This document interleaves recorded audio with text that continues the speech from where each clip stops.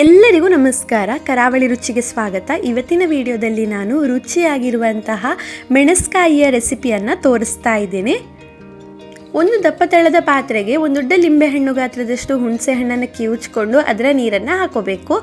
ಅದಕ್ಕೆ 1 ಕಪ್ ಆಗುವಷ್ಟು ನೀರನ್ನು ಸೇರಿಸ್ಕೊಳ್ಬೇಕು. 2 ಹಸಿಮೆಣಸಿನಕಾಯಿಯನ್ನು ಹಾಕೊಳ್ತಾ ಇದ್ದೇನೆ. ಜಾಸ್ತಿ ಹಾಕೋಬೇಡಿ. 3/4 ಕಪ್ ಆಗುವಷ್ಟು ಬೆಲ್ಲನ ಹಾಕೋಬೇಕು.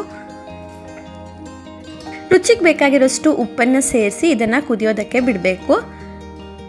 ಈ ಥರ ಮಾಡೋದ್ರಿಂದ ಹಾಗಲಕಾಯಿ ಕಹಿ ಬರೋದಿಲ್ಲ. ಇನ್ನು ಒಂದು ದೊಡ್ಡ ಹಾಗಲಕಾಯಿಯನ್ನು ಸಣ್ಣದಾಗಿ ಹೆಚ್ಚಿ ಹಾಕೊಳ್ತಾ ಇದ್ದೇನೆ.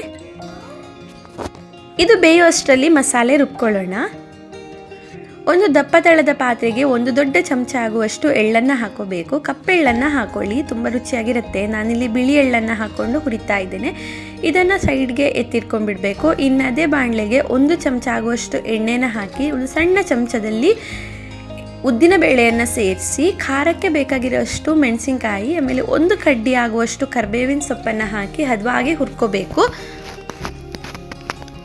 ಇದು ಹುರಿತಾ ಇದ್ದಾಗೆ ಇದಕ್ಕೆ 3/4 ಕಪ್ ಆಗುವಷ್ಟು ಹಸಿ ತೆಂಗಿನಕಾಯಿ ತುರಿಯನ್ನು ಸೇರಿಸ್ಕೊಂಡು ಸ್ಟವ್ನ ಆಫ್ ಮಾಡಿ ಬೆಚ್ಚಗೆ ಮಾಡ್ಕೋಬೇಕು.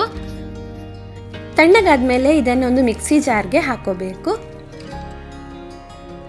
ಆವಾಗಲೇ ನಾವು ಹುರಿದಿಟ್ಟಿರುವಂತಹ ಎಳ್ಳನ್ನು ಕೂಡ ಸೇರಿಸಿ ಬೇಕಾಗಿರೋಷ್ಟು ನೀರನ್ನು ಹಾಕಿ ಇದನ್ನು ನುಣ್ಣಗೆ ಪೇಸ್ಟ್ ಮಾಡ್ಕೋಬೇಕು.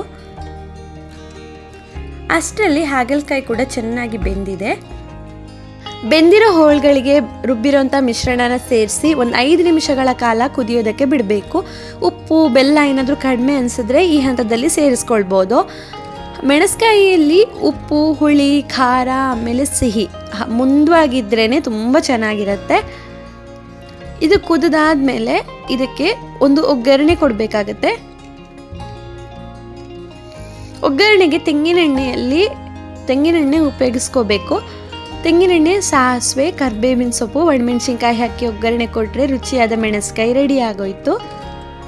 ಈ ರೆಸಿಪಿ ನಿಮಗೆ ಇಷ್ಟ ಆದರೆ ಲೈಕ್, ಶೇರ್, ಕಮೆಂಟ್ ಮಾಡಿ. ಸಬ್ಸ್ಕ್ರೈಬ್ ಮಾಡೋದನ್ನು ಮರಿಬೇಡಿ. ಸಿಗೋಣ ಮುಂದಿನ ವಿಡಿಯೋದಲ್ಲಿ. ಅಲ್ಲಿ ತನಕ ಎಲ್ರಿಗೂ ಟೇಕ್ ಕೇರ್. ಬಾಯ್ ಬಾಯ್.